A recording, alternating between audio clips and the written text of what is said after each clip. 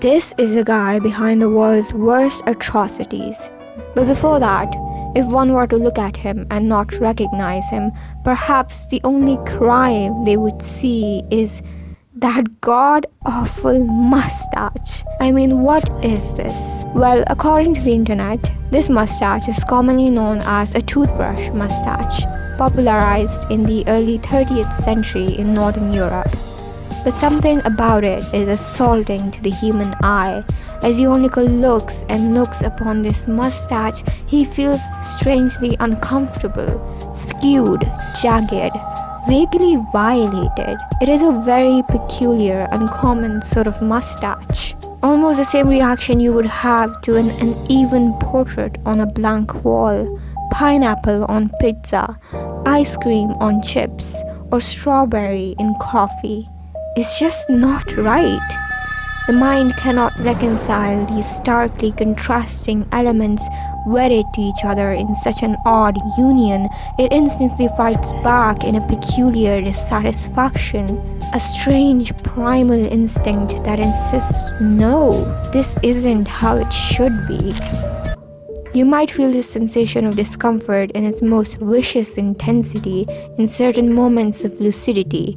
Like early in the morning, you're sitting on a sofa enjoying tea, and a few feet before you on a TV screen is the projected image of a girl who was bludgeoned to death with an axe a week ago. Coffee and murder is not a great combination to start your day with. It leaves a certain bitter taste in your mouth, in your mind, like an unusual mustache on a face. This is a paralyzed state of the mind coming to terms with evil, or more so, evil in harmony with goodness. We exist in a world that is serrated with murder and genocide and homicide, catastrophes of colossal proportions, and yet at the same time, small earthly wonders like rain or geraniums or alabaster sheets. You would think that when two opposite elements come together, they cancel each other out. Minus and plus equals zero, right? But apparently he said no, let there be light, but also darkness, yin and yang, suffering and joy. What kind of a diabolical, daredevil, morbid mind comes up with an equation like that? A world of 7.8 billion people, but everyone is lonely and dying for connection. Joy that can only be catalyzed through essential alchemical ingredient. Suffering, evil that can only be triumphed not by fighting it but by embracing it. What a symmetrical contrariety, a transcendent geometry of no rhyme or reason. The underground man in a Dostoevsky novel proclaims twice 2 makes 5 can be a charming little thing, and my God couldn't agree more.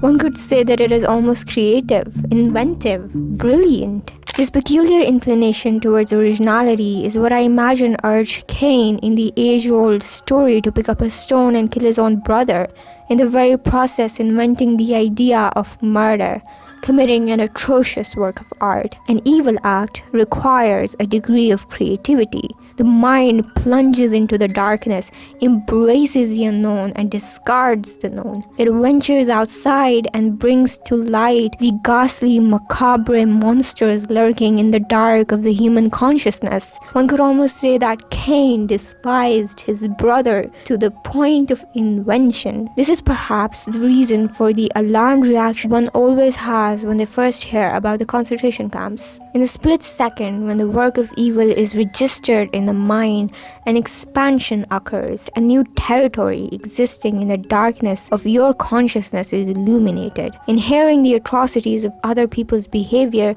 you simultaneously learn reluctantly about what you are capable of.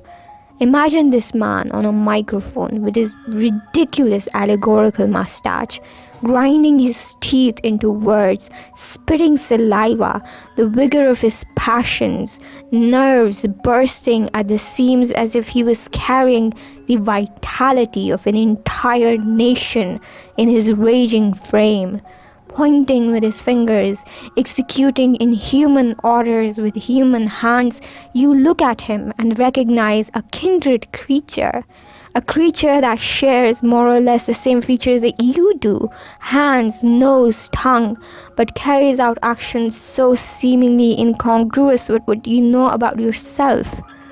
It is absurd, jagged, skewed, profoundly violating, like that goddamn mustache.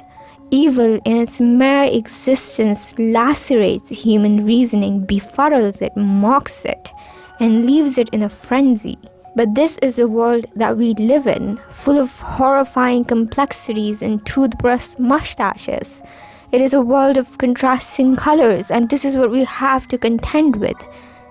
There is good, yes, but there is also bad. Confront the evil that lurks within you, embrace it, love it, and then let it go.